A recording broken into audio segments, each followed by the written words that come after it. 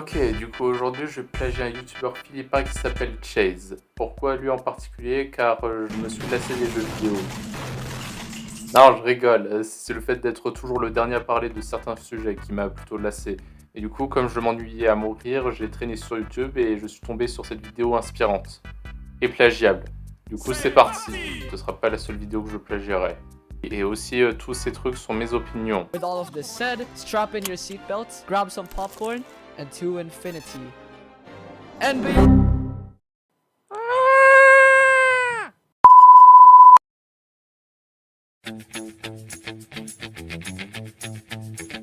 Alors, je n'avais commencé qu'en février, mais j'ai regardé quand même deux films, Alibi.com 2 et Ant-Man et la Guêpe Quantumania.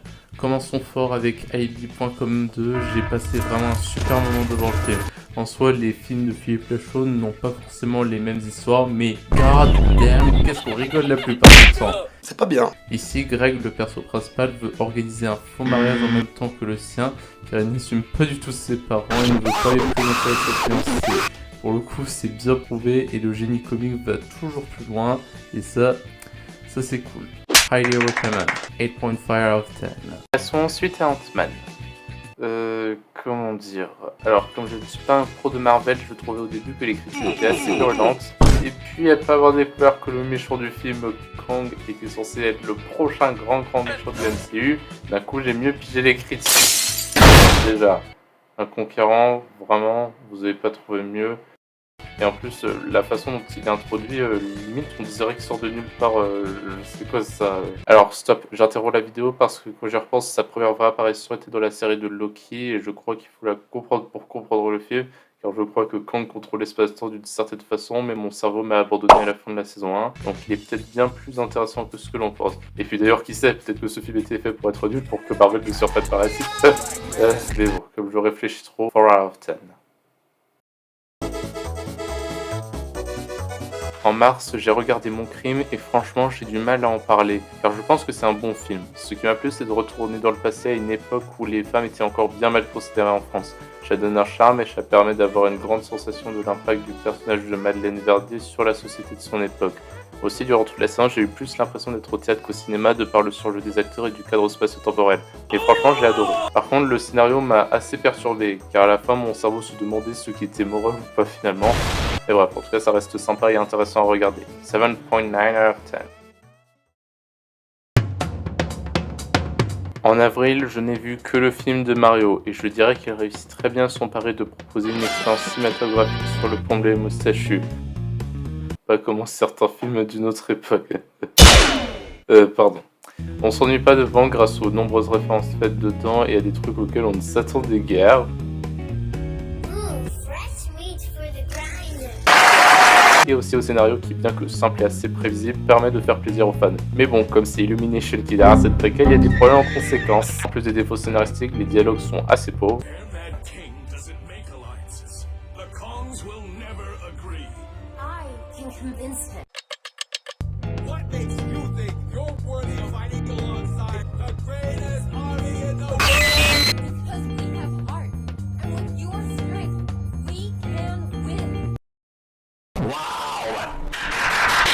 Dans un univers alternatif. Pour le coup, Peach ressemble plus à Daisy qu'à elle-même. Je veux dire, Peach est beaucoup trop confiante à certains moments et je me demande vraiment ce qu'ils ont fichu du perso. Ce n'est pas le fait que ce soit une guerrière qui me dérange et le fait qu'elle le soit d'ailleurs c'est bien, mais j'ai compté 3 fois où je trouvais que ses agissements étaient juste irréfléchis. Et franchement, je trouve que ça colle pas bien au personnage.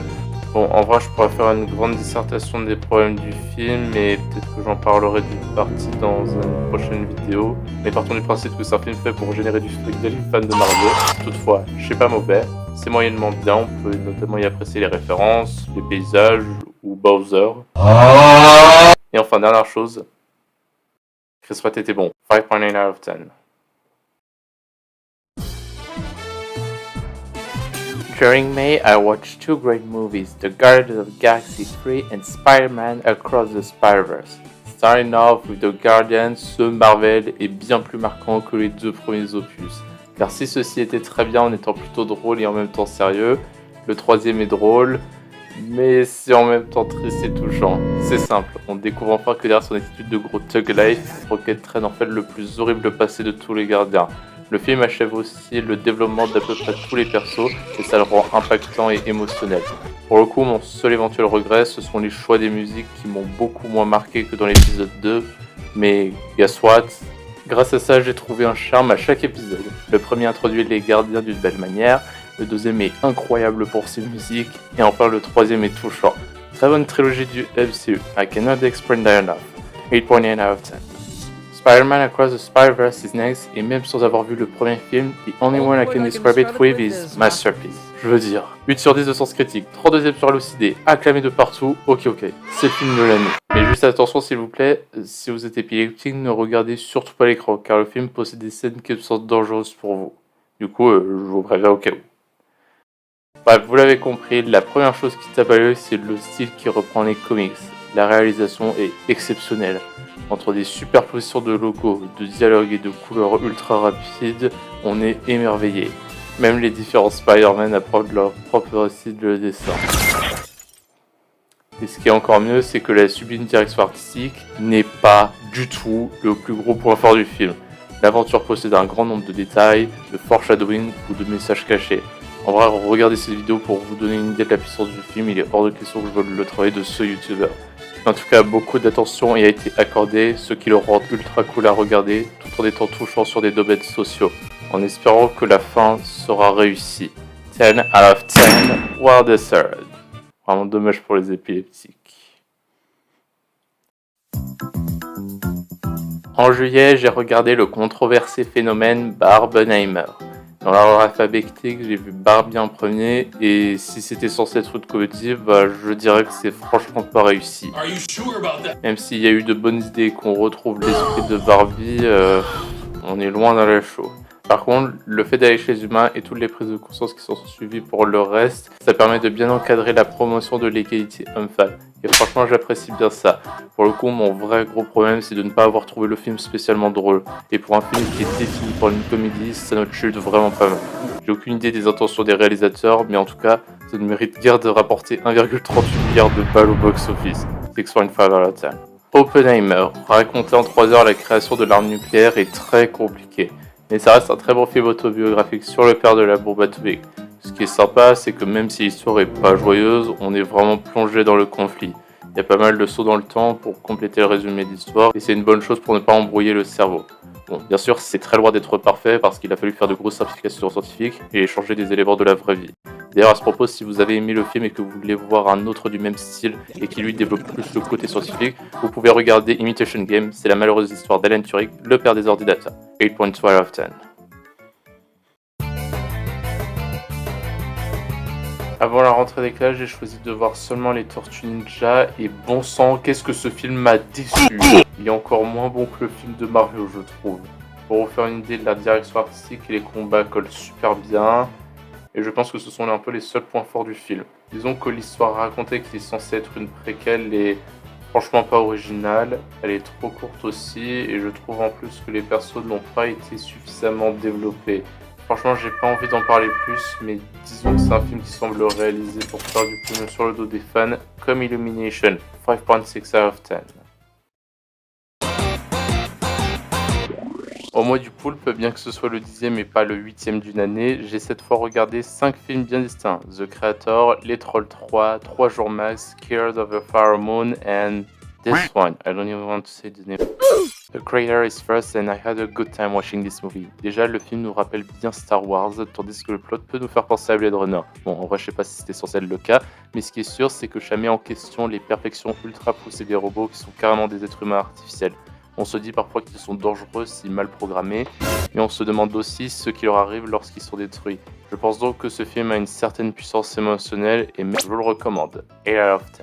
Les Trolls 3, ouais, ce film était en quelque sorte nul. Si je devais le décrire, je dirais... Good premise, bad execution. L'histoire avait de bonnes idées, mais je pense que l'univers des Trolls a salement bloqué la réussite. Vraiment que ça aurait quand même bien pu atténuer les caractères hystériques et les blagues de mauvais goût des personnages, car c'est vraiment lourd dans certaines scènes. En plus de ça, certains persos comme Viva n'ont rien d'apporté d'intéressant à l'intrigue, et je pense qu'elle a été créée uniquement pour ajouter une touche girly au film. Mais franchement, ça m'a frustré car je pense qu'elle aurait pu avoir un meilleur impact dans l'histoire. Les Trolls 3 auraient pu être bons dans l'ensemble, mais je trouve qu'en restant dans le même mood, les studios l'ont fait capoter. Et franchement, c'est ironique de se dire que 2023 a été une mauvaise année pour DreamWorks contrairement à l'an passé. Et franchement, j'espère qu'ils vont bien se rattraper l'année prochaine. 3 jours max. Je ne m'attendais pas à grand chose du film après avoir vu, puis oublié 8 secondes plus tard 30 jours max, et j'ai été agréablement surpris. Sans être du niveau d'Alibi.com 2, la comédie possède d'excellents gags, et j'en suis ravi car les 2 premiers films de Tariq Boudali n'avaient pas été appréciés. Attends, d'ailleurs, quelle note il a reçu? Attends, quoi? Non, en vrai, je peux comprendre car je suis pas entièrement satisfait pour 3 raisons. Déjà, le jeu d'acteur est mauvais. Si vous touchez aux gens que j'aime, je vous chargerai, je vous trouverai et je vous tuerai. Certaines parties du film sont trop débiles pour faire rire. Et enfin, Tony. Die in a fucking fire. Overall, on passe un bon moment, mais on est quand même agacé par des persos ayant le poids de 8 troncs d'armes. 7.5 out of 10. Killers of the Flower Moon. Martin Scorsese est bien de retour. Son adaptation du livre de David Gran est très bonne, je dirais. L'histoire met en scène un vieux qui me rappelle JP de Street Fighter, qui influence son neveu à organiser les meurtres de riches héritiers pour récupérer leur fric. Ça dénonce bien les affreux méfaits des suprémacistes blancs, et le film nous donne envie de bully littéralement tous les personnages. Le seul reproche que j'aurais à faire, c'est peut-être sa durée de 3h27. C'est bien long, mais au moins les conflits sont développés et le rendu paraît très crédible et réaliste. 8.9 out of 10. Les blagues de Toto 2. Alors, c'est un film, j'en suis sûr à octant 8%. Disons simplement que c'est pas un super film, je veux dire. Pourquoi il y a une séquelle alors que le premier opus était déjà éclaté? Pourquoi il n'y a quasiment que des blagues ultra classiques et monotones? Pourquoi le scénario prend des raccourcis stupides et faciles? Pourquoi j'étais le seul à ne pas accompagner d'enfants? Bref, pendant la séance, j'ai essayé de trouver des points forts au film, mais finalement presque tout ce qu'il y a dedans est sans intérêt. Je le considère même pire que Hop qui est déjà éclaté. 9.2 out of 10. What? 2.9 out of 10. In the month of November, I watched 3 movies, Murder Mystery 2, The Marvels, and Le Règne Animal. Starting off with this big mess. By being a fan of investigation, I can tell you this sequel is terrible. First of all, the remnant characters of the first movie are back, but the thing is that their business was less interesting and mostly very weird. Also, I didn't see coming the twist villain, but I felt like he readily popped, and I kinda sucks because he hasn't respected the gimmick of the murder mysteries, which was to find the truth behind the murder. Eventually, the movie ended with a stupid and boring bell on the Eiffel Tower, and that was basically it. I don't think that's something good to notice. I just think that if you enjoyed the first murder mystery, you should ignore his sequel. 3.7 out of 10. Second movie, The Marvels. Cool, another fake superhero movie, and lucky for the studio, they literally predicted the flop. No, to be honest, it wasn't that bad. My main complaint with the movie is not the pretty basic story or how nonsensical it was, but simply that it was passionless and emotionless. Yes, this is not good. I couldn't really appreciate the villain even though she wanted to somehow save her people. But I mean, the way she acted made her look like an arrogant dark impress. At least the movie had some funny moments and the fighting were well made with the freaking exchanges of plays. But I think it could have been better if it had a more serious and emotional tone. Kind of like the Guardians of the Galaxy. So yeah, 5.3 out of 10. Enfin, Le Règne Animal. Qu'est-ce que je me suis pris la tête à lui attribuer une note. À mon sens, la mutation qui transforme des gens en animaux est géniale pour nous sensibiliser. Et avec ça, le film a le potentiel d'être excellent à mon sens. À part les 2 persos principaux, les autres sont plats. Et à mon sens, pour un film qui remet en question certaines choses, ça pose problème car on n'a pas le ressenti précis des gens qui veulent repousser les mutants. Et donc du coup, à cause de ça, j'ai trouvé le film beau, mais pas si intéressant en ce qui me concerne. Ça semble le produit de cette manière pour que les téléspectateurs éprouvent de la tristesse et de la colère. 7.5 out of 10.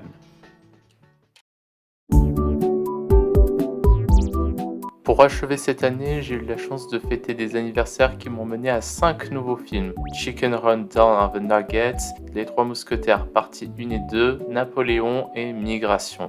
Premier film, Chicken Run 2. Ouais, c'est encore une suite, j'en aurais vu beaucoup cette année. J'étais content de voir ce film car j'avais découvert son prédécesseur quelques jours auparavant et il m'avait vraiment bien plu.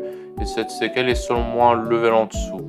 J'ai pas été très fan du scénario et je dois avouer que le retour de la méchante Mrs. Tweedy m'a déçu à cause de son traitement.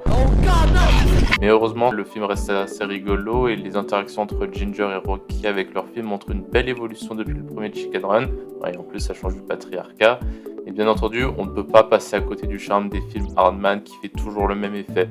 Je suis vraiment ravi que ça tienne encore aujourd'hui. Et d'ailleurs, si vous n'avez jamais vu de film Hardman, you need to watch one right now or I'm gonna stutter you straight out of... sorry, it was just an hilarious video. 6.9 out of 10. Ensuite, les deux premières parties des Trois Mousquetaires. Alors, comme elles ont été réalisées un peu à la même période, je pense que c'est bien de parler de l'ensemble. Je sais aussi qu'il y aura une troisième partie, donc mon avis est là provisoire. J'ai apprécié en tout cas cette adaptation du classique de la littérature. Le casting est à mon sens parfait, le jeu aussi, et les environnements sont bien cool. Après, comme je n'ai pas du tout étudié le livre d'Alexandre Dumas, je peux pas dire grand chose de plus. Je peux juste affirmer une certaine satisfaction, donc 7 out of 10, I guess. Suivant, Napoléon. Bon sang, qu'est-ce que Ridley Scott a fait? C'est un des plus mauvais biopics que j'ai vu au ciné, c'est chaotique et mal résumé. En plus de ça, à aucun moment on montre les impacts positifs du leader sur la France. On voit comment Napoléon a été brisé par sa relation, on voit de terribles combats et that's it. A mon avis, un parcours aussi long devrait se retracer en plusieurs parties, pas juste en nous montrant une ou deux facettes. Limite, pendant la séance, j'ai pensé uniquement aux chevaux morts ou blessés pendant les guerres alors qu'ils n'avaient rien demandé. 3.5 out of 10. Et enfin, pour terminer cette année, nous avons Migration. Comme je suis en train de réaliser parallèlement une vidéo sur les films d'Illumination, je suis logiquement allé le voir. Ce qui m'avait hype pour une fois, c'est qu'il avait été très bien noté. Allociné 4 étoiles, Rotten Tomatoes 71%. Du coup, je suis entré assez confiant pour une fois dans la salle. Et en ressortant, je vais vous le dire tout de suite, c'est une abomination. Je ne comprends vraiment pas comment on a pu mettre des notes pareilles. Et là, je vais arrêter tous ceux qui vont me dire que c'est réalisé pour les enfants et que du coup, j'ai pas le droit de mal le noter. Car on peut très bien faire un film pour les enfants qui seront contents de revoir par la suite sous un autre angle une fois adultes. Genre Wall-E, Le Chapeauté 2, Across the Spider-Verse, bref, vous voyez l'idée. Un film qui se limite à un truc stupide et inintéressant ne mérite pas grand chose. Bon, en vrai, si vous voulez le fond de mes pensées, faudra encore une fois attendre cette vidéo, mais en attendant, je ne peux vous dire que c'est une des très rares productions cinématographiques dont je vais attribuer une note en dessous de 2, car c'est juste du foutage de gueule. 1.8 out of 10. Ok, cette année est enfin terminée. Comme vous l'avez vu, j'ai pas été ultra curieux. La plupart des films regardés étaient des séquelles, mais en faisant ce plagiat, j'ai vraiment trouvé de l'intérêt au cinéma. Je me demande bien ce que je ferai dans le futur. Mais pour le moment, permettez-moi de vous présenter ma série spéciale. Du meilleur au pire, nous avons Spider-Man Across the Spider-Verse, sans conteste une moderne masterpiece et un des meilleurs films de 2023. Killers of the Flower Moon, une superbe adaptation juste un peu trop long. Les Gardiens de la Galaxie 3, une très belle fin pour une très bonne trilogie. Alibi.com 2, un film que j'adore grâce à son hilarité. Oppenheimer, si le côté scientifique était développé, il aurait probablement pu être au niveau d'Imitation Game. The Creator, un film qui s'inspire d'autres productions mais qui est à mon sens très bien exécuté. Mon Crime, il m'a perturbé mais c'est à mon sens bien. Le règne animal, un beau film qui aurait été plus intéressant si les persos l'étaient eux. Les deux premières parties des Trois Mousquetaires. Pour le moment, ça me semble bien réussi. Chicken Run Down of a Nugget. J'aurais aimé plus d'originalité dans le scénario pour l'apprécier entièrement. 3 jours max. C'est hilarant, mais les persos sont à brûler. Barbie. C'est pas vraiment hilarant, mais au moins un message féministe passe. Super Mario Bros. Le film. Tout bon fan va l'apprécier, mais dans le fond, c'est truffé de défauts. Les Tortues Ninja Teenage Days. Un film oubliable et ayant rien de très unique. The Marvels. Ça aurait été déjà mieux s'il y avait des émotions. Les Trolls 3, un film pas mauvais mais qui mérite d'être corrigé sur certains points. Ant-Man et la Guêpe Quantumania, j'ai encore des doutes sur le mérite du film mais pour le moment cela me semble pas bon. Murder Mystery 2, un thriller bizarre et mal écrit. Napoléon, un des pires biopics de tous les temps. Les blagues de Toto 2, ennuyant, stupide, prévisible, trop classique. Migration.